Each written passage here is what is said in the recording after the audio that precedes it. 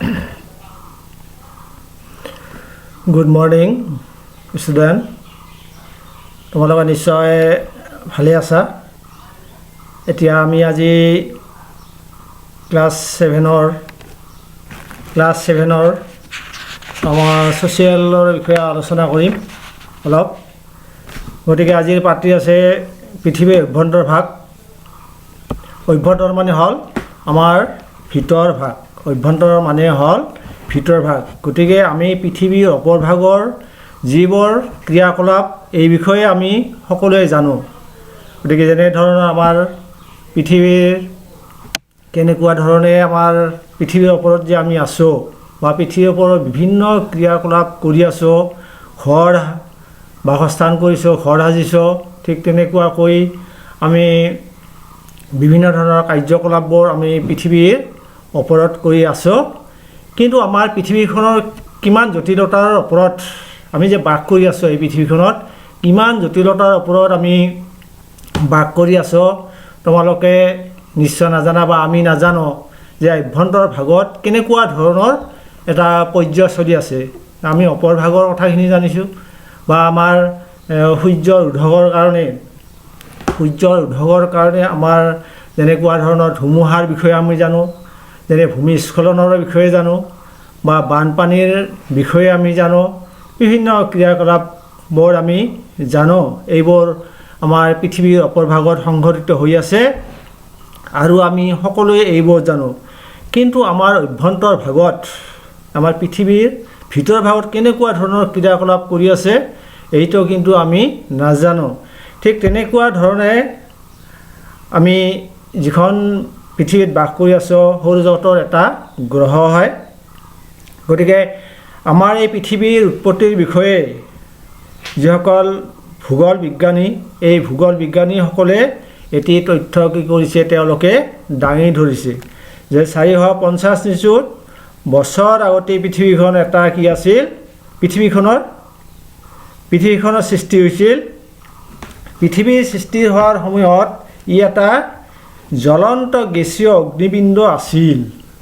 পৃথিৱীখন এটা কি আছিল, জ্বলন্ত অৰ্থাৎ জ্বলি থকা এটা গেছীয় অগ্নিপিণ্ড এটা আছিল। কালক্ৰমত এই অগ্নিপিণ্ডৰ তাপ বিকিৰণ কৰি চেঁচা হ'বলৈ ধৰে আৰু পিছত বৰ্তমানৰ কঠিন অৱস্থা পায়। গতিকে কি হ'ল যে লাহে লাহে কিছু বছৰ পিছত এই লাহে লাহে কি কৰিবলৈ ধৰিলে, তাপ বিকিৰণ কৰিবলৈ ধৰিলে। বিকিৰণ মানে তোমালোকে নিশ্চয় জানা যে তাপ এৰি দিবলৈ ধৰিলে। যেনেকুৱা ধৰণৰ তাপ বিকিৰণ, জ্বলন্ত এই অগ্নিপিণ্ডটো লাহে লাহে তাপ বিকিৰণ কৰাৰ ফলত ই কি হ'ল, লাহে লাহে চেঁচা হ'বলৈ ধৰে আৰু বৰ্তমানৰ কঠিন অৱস্থা পায়। এনেকুৱা ধৰণৰ যে তোমালোকে গম পোৱা যে আমি লোৰ সহায়ত কি কৰোঁ, বিভিন্ন ধৰণৰ বস্তু তৈয়াৰ কৰোঁ। গতিকে কমাৰে কি কৰে, প্ৰথম অৱস্থাত লোডাল কি কৰে, লো এডাল এবিধ কি কঠিন পদাৰ্থ, লো এবিধ হ'ল কঠিন পদাৰ্থ। গতিকে লোডালৰ পৰা আমি কি কৰিব লাগে, বিভিন্ন ধৰণৰ সঁজুলি বনাব লাগে। গতিকে বিভিন্ন ধৰণৰ যদি সঁজুলি বনাব লগা হয়, তাৰ কাৰণে আমি কি কৰিব লাগিব, লোডাল প্ৰথমতে কি কৰিব লাগিব, তাক তাপ দিব লাগিব। তাপ দিয়াৰ ফলত কি হয়, কঠিনৰ পৰা কিছু পৰিমাণে কি হয়, কোমল অৱস্থা পায় আৰু তেতিয়া কমাৰে কি কৰিব পাৰে, সেই লোডালৰ পৰাই যেনি তেনি যিকোনো বস্তু তেওঁলোকে কি কৰিব পাৰে, তৈয়াৰ কৰিব পাৰে। কিন্তু সেই লোডাল জুইত দিয়াৰ পিছত কিছুমান পিছত কি হ'ব, ই তাপ বিকিৰণ কৰি লাহে লাহে কঠিন হ'ব, অৰ্থাৎ আগৰ অৱস্থা হ'ব। গতিকে আমাৰ পৃথিৱীখনত ঠিক তেনেকুৱাকৈ প্ৰথম অৱস্থাত এটা জ্বলন্ত গেছীয় অগ্নিপিণ্ড আছিল আৰু ই চেঁচা হোৱাৰ ফলত অপৰ ভাগটো কি হয়, চেঁচা হোৱাৰ পিছত অপৰ ভাগটো কঠিন হয়। পৃথিৱীৰ উপৰিভাগৰ বৰ্তমান কঠিন অৱস্থাত থাকিলেও কি হ'ল, কিন্তু অভ্যন্তৰ ভাগ এতিয়াও উত্তপ্ত গলিত অৱস্থাতে আছে। অভ্যন্তৰ অৰ্থাৎ ভিতৰ ভাগটো এতিয়াও কি আছে, ই উত্তপ্ত গলিত অৱস্থাত আছে। পৃথিৱীৰ উপৰিভাগৰ যিমানে ভিতৰলৈ যোৱা যায় সিমানে ইয়াৰ উষ্ণতা বাঢ়ি গৈ থাকে। গতিকে আমাৰ যিমান গভীৰতালৈ যোৱা হয়, আমাৰ যিমানেই পৃথিৱীৰ গভীৰতালৈ যোৱা হয় সিমানে ইয়াৰ কি হয় উষ্ণতা বাঢ়ি যায়। গতিকে ইয়াৰ উষ্ণতা বাঢ়ি গৈ থাকে। ভূবিজ্ঞানীসকলে অনুমান কৰিছে যে পৃথিৱীৰ কেন্দ্ৰৰ উত্তাপ ৬,০০০ চেলছিয়াছতকৈ বেছি। গতিকে এইটো এটা কি ভয়ানক কথা। আমি যিখন পৃথিৱীৰ কি ওপৰত বিভিন্ন ধৰণৰ কাৰ্যকলাপ কৰি আছোঁ, ঘৰ দুৱাৰ আমি বসতি স্থাপন কৰি আছোঁ, ঠিক তেনেকুৱা পৃথিৱীৰ সেই কেন্দ্ৰভাগত কেনেকুৱা অৱস্থা আছে, ৬,০০০ ডিগ্ৰী চেলছিয়াছত ই কি হৈ আছে উতলি আছে। তোমালোকে জানা যে ১০০ ডিগ্ৰী চেলছিয়াছৰ পানী কি হয় উতলে। গতিকে ভবাচোন আমাৰ যেতিয়া ১০০ ডিগ্ৰী পানী উতলাৰ কাৰণে কিমান লাগে, ১০০ ডিগ্ৰী চেলছিয়াছত পানী উতলে। গতিকে এই পানীখিনি যদি আমি হাত দিওঁ তেতিয়াহ'লে আমাৰ অৱস্থা কেনেকুৱা হ'ব পাৰে তোমালোকে নিশ্চয় এইটো অলপ যদি গমি চোৱা তেতিয়াহ'লে গম পাবা। গতিকে চোৱা এতিয়া কিমান ভয়ানক অৱস্থা যে আমাৰ পৃথিৱীৰ ভূগৰ্ভৰ অন্তৰ্ভাগৰ সেই পদাৰ্থবোৰ ৬,০০০ ডিগ্ৰী চেলছিয়াছত ই কি হৈ আছে উতলি আছে। গতিকে কেনেকুৱা এটা ভয়াৱহ অৱস্থাৰ পৰিস্থিতিত আছে। গতিকে তোমালোকে নিশ্চয় ১০০ ডিগ্ৰী চেলছিয়াছৰ উত্তাপ্ত উতলা পানীৰ অৱস্থা মন কৰিছা। এইখিনি কথা মই এতিয়াই এইমাত্ৰ ক'লোঁ। আনহাতে ৬,০০০ ডিগ্ৰী চেলছিয়াছত থকা পৃথিৱীৰ অভ্যন্তৰভাগৰ অৱস্থা কেনেকুৱা হ'ব পাৰে এতিয়া ভাবি চোৱাচোন। গতিকে আমি যদি সেই কথাখিনি ভাবি চাওঁ তেতিয়াহ'লে এইটো খুব আমাৰ এটা ভয় লগা অৱস্থা। পৃথিৱীৰ অভ্যন্তৰ ভাগ এনেকুৱা পদাৰ্থবিলাক উতলি আছে ৬,০০০ ডিগ্ৰী চেলছিয়াছৰ উত্তাপ্তত কি হৈ আছে ই উতলি আছে। অৱশ্যে উত্তাপ্ত ইমান অধিক হোৱা স্বত্তেও পৃথিৱীৰ উপৰিভাগৰ পৰা পোৱা প্ৰচণ্ড হেঁচাৰ ফলত কেন্দ্ৰ উত্তাপ্ত অৰ্ধগলিত পদাৰ্থবোৰ বাহিৰলৈ ওলাই আহিব নোৱাৰে। কিন্তু আমি তাৰ কাৰণে আমাৰ কি হয় যে আমাৰ ভাগ্য ভাল বা আমি পৃথিৱীৰ ওপৰত আমি বসতি স্থাপন কৰি থাকিব পাৰিছোঁ বা নিৰাপদে থাকিব পাৰিছোঁ। যে আমাৰ যদিও ভিতৰৰ কেন্দ্ৰীয় ভাগত যদিও কি আছে উত্তাপ্ত গলিত অৱস্থা আছে, তথাপিও আমাৰ কি আছে যে পৃথিৱীৰ ওপৰত এটা কি আছে চাপ আছে। অৰ্থাৎ পৃথিৱীয়ে যি হেঁচা দি আছে এই হেঁচা দিয়াৰ কাৰণে এই উত্তাপ্ত গলিত পদাৰ্থবোৰ আমাৰ বাহিৰলৈ ওলাই আহিব নোৱাৰে। কিন্তু পৃথিৱীৰ উপৰিভাগৰ কোনো ফাট বা সুৰুঙা পালে এনে উত্তপ্ত গলিত পদাৰ্থবোৰ বাহিৰলৈ ওলাই আহে, যাক আমি উদগীৰণ বুলি কওঁ। কিন্তু তাতো কি আছে আমাৰ ভয় আছে যে কেতিয়াবা কিবা কাৰণত আমাৰ এই গলিত পদাৰ্থবোৰ যদি পৃথিৱীত কিবা ফাঁক পায় বা সুৰুঙা পায় তেতিয়াহ'লে ই বাহিৰলৈ ওলাই আহে। গতিকে ইয়াৰ উদগীৰণ অৰ্থাৎ কি হয় আগ্নেয়গিৰি সৃষ্টি হ'ব পাৰে। এতিয়া আমাৰ পৃথিৱীৰ অভ্যন্তৰ ভাগৰ গঠন কেনেকুৱা ধৰণৰ, আমাৰ অভ্যন্তৰ ভাগ কেনেকুৱা ধৰণৰ, গঠনটো কেনেকুৱা ধৰণৰ পাঠত উল্লেখ কৰিছে। পৃথিৱীৰ অভ্যন্তৰ ভাগৰ গঠন প্ৰণালী একে নহয়। যে আমি যিখন পৃথিৱীত বসতি কৰি আছোঁ বা বাস কৰি আছোঁ, এই পৃথিৱীত আমি দেখিবলৈ পাওঁ যেনে আমি যদি এটা কুঁৱা খুন্দো বা গাঁত খান্দো, আমি কুঁৱা বনাব লগা হয় তেতিয়াহ'লে দেখিবলৈ পোৱা যায় ইয়াৰ কিছুমান স্তৰ আছে। ওপৰৰ এটা কঠিন স্তৰ, তাৰপিছত আমি লাহে লাহে কোমল স্তৰ পাম, তাৰপিছত কি হয় লাহে লাহে আমি এটা তাত শিল বালি পাম। ঠিক তেনেকুৱা ধৰণে আমি তাৰপিছত আকৌ কি পাম পানী পাম। পানীৰ পিছত আকৌ আমাৰ কিছু আমি যদি গভীৰতালৈ যাওঁ বা খান্দি যাওঁ তেতিয়াহ'লে আমি আকৌ শিল বালি পাম, আকৌ তাৰপিছত পানী পাম। এনেকুৱাকৈ স্তৰে স্তৰে আমাৰ পৃথিৱীখন খলাটো গঠিত। পৃথিৱীৰ ওপৰৰ পৰা কেন্দ্ৰলৈ স্তৰে স্তৰে কঠিন অৰ্ধজুলীয়া আৰু জুলীয়া আদি পদাৰ্থবোৰ পোৱা যায়। ঠিক তেনেকুৱা ধৰণে আমাৰ পৃথিৱীৰ ওপৰৰ পৰা কেন্দ্ৰ ভাগলৈ কিছুমান স্তৰ আছে আৰু ইয়াত প্ৰথমতে কঠিন, তাৰপিছত আমাৰ কি আছে যে অৰ্ধ জুলীয়া আৰু জুলীয়া পদাৰ্থবোৰ পোৱা যায়।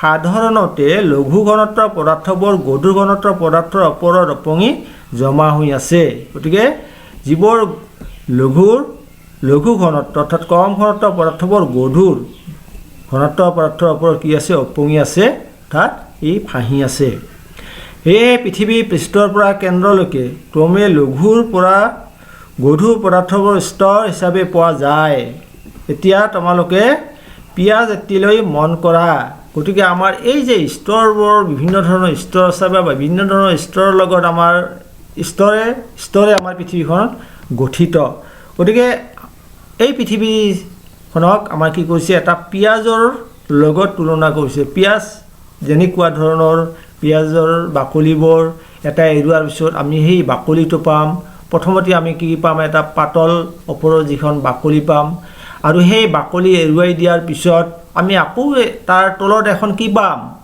একদম পাতল বাকলি এটা স্তৰ পাম মানে বাকলি এটা পাতল বাকলি পাম তাৰপিছত পিছতে আমি কি পাম সেই বাকলিবোৰ লাহে লাহে ডাঠ আৰু একেবাৰে শেষত আমি কি পাম যে এটা হাড় নিচিনা বা অলপ সেইটো বাকলি ঠিক নহয় অলপ সি টান অৱস্থা আমি পাম গতিকে এনেকুৱা ধৰণে আমাৰ পিয়াজৰ লগত আমাৰ এই পৃথিৱীখনক তুলনা কৰিছে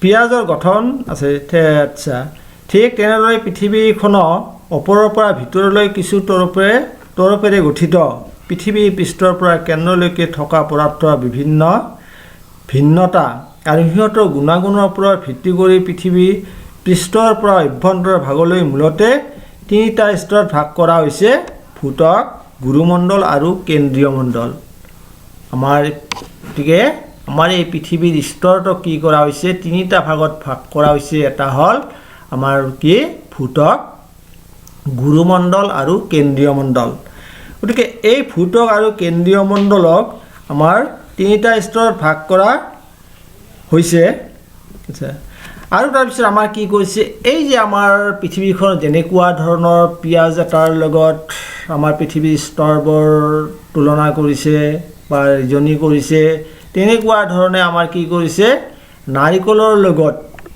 তুলনা কৰিছে যেনেকুৱা ধৰণৰ নাৰিকলৰ আমি যদি ওপৰৰ যিটো বাকলি এই বাকলিটো যদি এৰুৱাই দিওঁ বাকলিটো এৰুৱাই দিয়াৰ পিছত আমি কি পাম তাৰ ওপৰত এটা খোলা পাম যে যিটো আমাৰ কি কৰে শক্ত এটা আমি বাকলি পাম তাৰপিছত আমি কি পাম হাঁহ পাম হাঁহ যিখিনি আমাৰ বগা অংশ যিটো আমি খাওঁ সেইখিনি পাম আৰু শেষত আমি কি পাম পানী পাম যেনেকুৱা আমাৰ পৃথিৱীৰ ভূত্বকৰ লগত কি কৰিছে সেই যে বাকলিটো এৰুৱাই দিয়াৰ পিছত যিটো আমি এটা টান ডাঠ আৱৰণ পাম সেইটো আমাৰ ভূত্বকৰ লগত তুলনা কৰিছে তেনেকুৱা ধৰণে তাৰ যিখিনি বগা পদাৰ্থ বগা আমাৰ যিখিনি আমি খাদ্য হিচাপে খাওঁ সেইখিনি কি কৰিছে আমাৰ কেন্দ্ৰীয় গুৰুমণ্ডলৰ তুলনা কৰিছে আৰু আমাৰ কেন্দ্ৰীয় মণ্ডল অৰ্থাৎ যিখিনি পানী সেইখিনি আমাৰ কেন্দ্ৰীয় মণ্ডলৰ লগত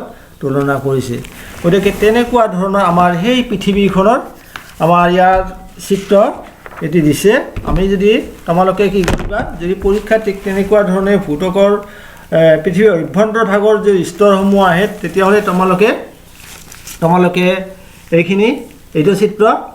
এইটো চিত্ৰ দিলেই হ'ব আঁকিলেই হ'ব কিন্তু এইটো চিত্ৰৰ লগত মই মিল থকাকৈ কি কৰিছোঁ এটি চিত্ৰ আঁকিছোঁ যেনেকুৱা ধৰণৰ আমাৰ এইখন ধৰি লোৱা হওক এইখন আমাৰ পৃথিৱীখন ইয়াক দেখিবলৈ পোৱা অলপ কঠিন আমাৰ এইখন পৃথিৱী কৰিছোঁ যেনেকুৱা ধৰণৰ আমাৰ পৃথিৱী কুমেৰু আমি দিছোঁ ঠিক তেনেকুৱা ধৰণৰ আমাৰ ভূত্বক এইখিনি আমি ভূত্বক বুলি ধৰি লৈছোঁ তাৰপিছত আমাৰ কি আছে গুৰুমণ্ডল আৰু আমাৰ কেন্দ্ৰীয় মণ্ডল হিচাপে আমি নামাকৰণ কৰিছোঁ কেন্দ্ৰীয় মণ্ডল আমাৰ ওপৰৰ চিত্ৰত যিটো আছে আমাৰ চিত্ৰ নং 2.2 নং চিত্ৰত সেইটো ঠিক তেনেকুৱাকৈ তাত আঁকিলে হ'ব আৰু মই বুজি পোৱাৰ কাৰণে কি কৰিছোঁ তোমালোকক এইখিনি আমি পৃথিৱী হিচাপে আঁকিছোঁ আমি এইখন যদি পৃথিৱী বুলি ধৰি লওঁ এইখন যদি আমি পৃথিৱী বুলি ধৰি লোৱা হয়। গতিকে এইখিনি আমাৰ ওপৰৰ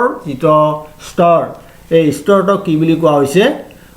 ভূত্বক বুলি কোৱা হৈছে। ঠিক তেনেকুৱাকৈ আমাৰ গুৰুমণ্ডল আৰু পিছত কেন্দ্ৰীয় মণ্ডল। গতিকে আমাৰ এই ভূত্বকৰ পিছৰ 0ৰ পৰা 30 কিলোমিটাৰলৈ ভূত্বকৰ পিছত আমাৰ কি আছে যে গুৰুমণ্ডল। এই গুৰুমণ্ডল আকৌ কি কৰিছে? দুটা স্তৰত ভাগ কৰিছে গুৰুমণ্ডলটো। এতিয়া হ'ল ওপৰত যিখিনি আছে 30 কিলোমিটাৰ গভীৰতাৰ পৰা 700, ইয়াতে এটা আছে আমাৰ উত্তৰ গুৰুমণ্ডল, উৰ্ধৰ গুৰুমণ্ডল আৰু নিম্ন গুৰুমণ্ডল, এই দুটা ভাগত ভাগ কৰিছে। ঠিক তেনেকুৱাকৈ আমাৰ কেন্দ্ৰীয় মণ্ডলৰ দুটা ভাগত ভাগ কৰিছে। এটা হ'ল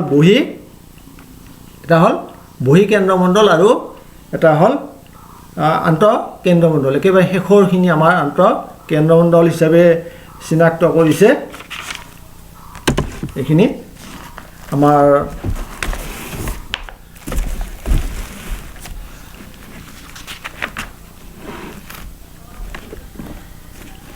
গতিকে আমাৰ তিনিটা ভাগত ভাগ কৰিছে পৃথিৱীৰ স্তৰসমূহক: ভূত্বক, গুৰুমণ্ডল আৰু কেন্দ্ৰীয় মণ্ডল। এই তিনিটা ভাগত ভাগ কৰিছে। ঠিক তেনেকুৱাকৈ আমাৰ ভূত্বক কোনখিনি? যে পৃথিৱীৰ উপৰিভাগৰ কঠিন আৱৰণটোক ভূত্বক বুলি কোৱা হয়। আদিতে তৰল আৰু গেছীয় পদাৰ্থবোৰ চেঁচা হৈ সংকুচিত হোৱাৰ ফলত ভূত্বক অসমান আৰু অখৰা হোৱা বুলি ধাৰণা কৰা হৈছে। গতিকে আমাৰ এই ভূত্বকৰ ওপৰত অৱয়ব যেনেকুৱা ধৰণৰ আমাৰ অৱয়ব আছে, অৰ্থাৎ শৰীৰ আছে বা শৰীৰটো আছে, ঠিক তেনেকুৱাকৈ আমাৰ পৃথিৱীৰ যিটো অৱয়ব, এই অৱয়ৱত আমাৰ ভূত্বকৰ নদ, নদী, পাহাৰ, পৰ্বত বিভিন্ন ধৰণৰ কি আছে? আমাৰ এই ভূ অৱয়ব আছে। গতিকে ই গড়ে 20 কিলোমিটাৰ ডাঠ। আমাৰ এই ভূত্বক গড়ে কি হ'ল? 20 কিলোমিটাৰ ডাঠ হৈছে। মহাৰকীয় অংশ এই 16 কিলোমিটাৰৰ পৰা 60 কিলোমিটাৰ ডাঠ আৰু মহাসাগৰীয় তলিৰ ই 5 কিলোমিটাৰৰ পৰা 10 কিলোমিটাৰ পৰ্যন্ত ডাঠ। গতিকে 5 কিলোমিটাৰৰ পৰা আমাৰ কি হৈছে? এইটো মহাসাগৰীয় তলিৰ। গতিকে 5 কিলোমিটাৰ আমাৰ আচলতে কি কোৱা হয়? সাগৰ মহাসাগৰবিলাকৰ আমাৰ মানুহে কয় যে সাগৰৰ কি নাই, পাৰ নাই। ঠিক তেনেকুৱাকৈ সাগৰৰ কি নাই, তলি নাই, কিন্তু আছে এইবিলাক। কিয়? যে ই ইমান গভীৰতাৰ যে আমি তাৰ তলি বা সাগৰৰ পাৰ আমি কি কৰিব নোৱাৰোঁ, মনিব নোৱাৰোঁ। যেনেকুৱা ধৰণে আগৰ দিনত মানুহে কি কৰিছিল?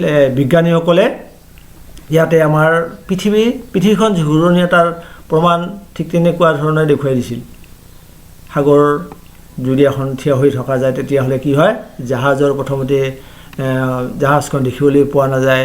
লাহে লাহে যেতিয়া জাহাজখন ওচৰ চাপি আহিব, তাৰপিছত কি হয়? তাৰ মাছটোলডাল দেখিবলৈ পোৱা যায় আৰু অৱশেষত সম্পূৰ্ণ জাহাজখন দেখিবলৈ পোৱা যায়। যিয়ে হওক যে তাৰপিছত আমাৰ সাগৰৰ তলি যিখিনি তলিলৈ, অৰ্থাৎ পানীৰ তলৰ পিছৰ পৰা আমাৰ কি হয়? যে 5 কিলোমিটাৰৰ পৰা 10 কিলোমিটাৰ পৰ্যন্ত ই ডাঠ। ভূত্বক স্তৰটো সাধাৰণতে গ্ৰেনাইট জাতীয় শিলেৰে গঠিত। এইটো স্তৰ কি বুলি কোৱা হয়? শিয়াল স্তৰ বুলিও কোৱা হয়। এইটো স্তৰক শিয়াল স্তৰ বুলি কোৱা হয়। তেনেকুৱা ধৰণৰ আমাৰ গুৰুমণ্ডলৰ বিষয় হৈছে গুৰুমণ্ডল। এইটো হ'ল আমাৰ স্তৰ পৃথিৱী, এইটো হ'ল দ্বিতীয় স্তৰ। এই স্তৰটো 2900 কিলোমিটাৰ ডাঠ। ভূত্বকতকৈ এই স্তৰৰ পদাৰ্থবোৰ ঘনত্ব বেছি। গোটেই গুৰুমণ্ডলক আকৌ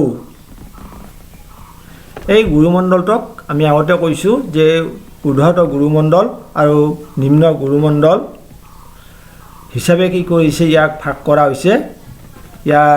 এই স্তৰটোক কি বুলি কোৱা হয়? স্তৰক সীমা স্তৰ বুলি কোৱা হয়। আমি এইখিনি ক'লোঁ। কেন্দ্ৰীয় মণ্ডল, ঠিক তেনেকুৱাকৈ আমাৰ কেন্দ্ৰীয় মণ্ডল, গুৰুমণ্ডলৰ ঠিক তলতে কেন্দ্ৰীয় মণ্ডল আৱৰি থকা স্তৰটো হ'ল কেন্দ্ৰমণ্ডল। শেষৰ মণ্ডলটোক কি বুলি কোৱা হয়? কেন্দ্ৰমণ্ডল। এক কথাত এই পৃথিৱীৰ গৰ্ভ। আমাৰ পৃথিৱীৰ গৰ্ভ কি? আমাৰ পৃথিৱীৰ গৰ্ভ হ'ল কেন্দ্ৰমণ্ডল। ই হ'ল পৃথিৱীৰ গৰ্ভ।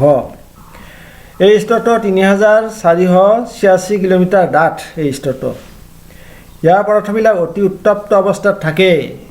গতিকে আমি আগতে কৈছোঁ যে আমাৰ পৃথিৱীৰ যি গলিত যিবোৰ পদাৰ্থ আছে এই গলিত পদাৰ্থবোৰ 6000 ডিগ্ৰী চেলচিয়াছত উতলি আছে। গতিকে 6000 ডিগ্ৰী চেলচিয়াছত যিহেতু উতলি আছে, গতিকে এই পদাৰ্থবিলাক কি হয় যে উত্তপ্ত অৱস্থাত উত্তপ্ত হ'ব।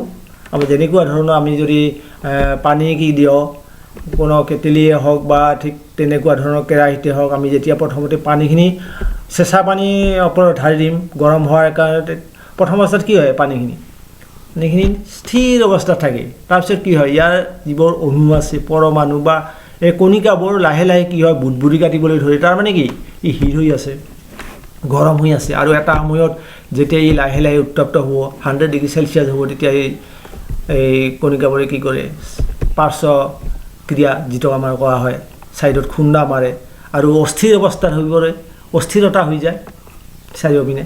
গতিকে ঠিক তেনেকুৱা ধৰণৰ আমাৰ পৃথিৱীৰ যিবোৰ উত্তপ্ত গলিত পদাৰ্থ আছে, এই গলিত পদাৰ্থবোৰ কি হয় যে উত্তপ্ত অৱস্থাত আছে আৰু প্ৰচণ্ড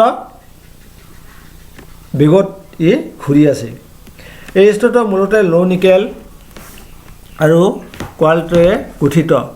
ল' আৰু নিকেলৰ পৰিমাণ বেছি বাবে এই পদাৰ্থটোক নিফে বুলি কোৱা হয়, ইয়াক নিফে বুলি কোৱা হয়। গতিকে এইটো হ'ল ইয়াকে বহিকেন্দ্ৰমণ্ডল বুলি কোৱা হয়। আন্তঃকেন্দ্ৰমণ্ডল এটা হ'ল বহিকেন্দ্ৰমণ্ডল আৰু আন্তঃকেন্দ্ৰমণ্ডল। এই স্তৰটো প্ৰায় 1228 কিলোমিটাৰ আছে আপুনি। এইখিনি আজি পাঠত। গতিকে ইয়াৰ পিছত আমি নেক্সট আৰম্ভ কৰিম। গতিকে আজিলৈ ইমানে।